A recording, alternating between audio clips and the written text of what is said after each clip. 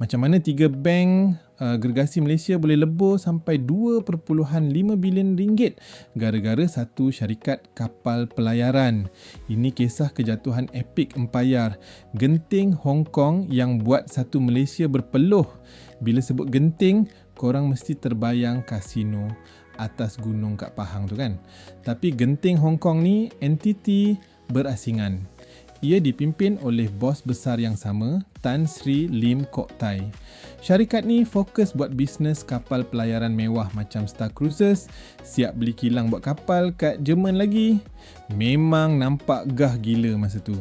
Boleh kata, dorang ni raja Laut Asia.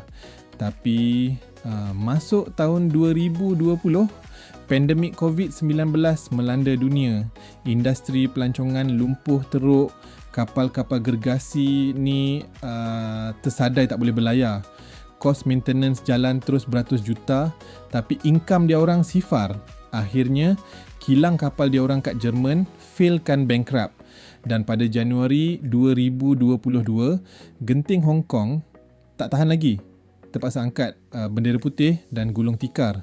Kat sinilah drama bermula untuk negara kita. Rupa-rupanya, 3 bank utama Malaysia iaitu Maybank, CIMB dan RHB ada bagi pinjaman tanpa cagaran atau unsecured loan dekat genting Hong Kong. Nilainya cecah 600 juta dolar Amerika Syarikat. Bayangkan, 2.5 bilion ringgit bagi pinjam macam tu je kat syarikat luar.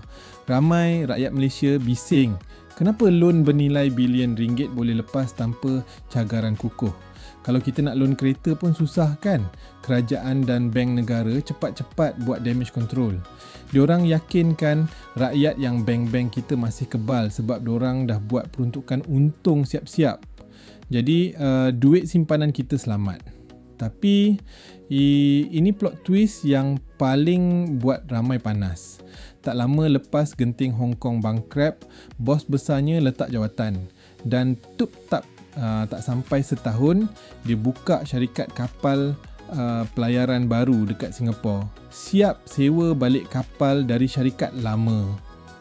Syarikat lama bankrupt tinggalkan hutang berbilion tapi bos masih survive buka bisnes baru.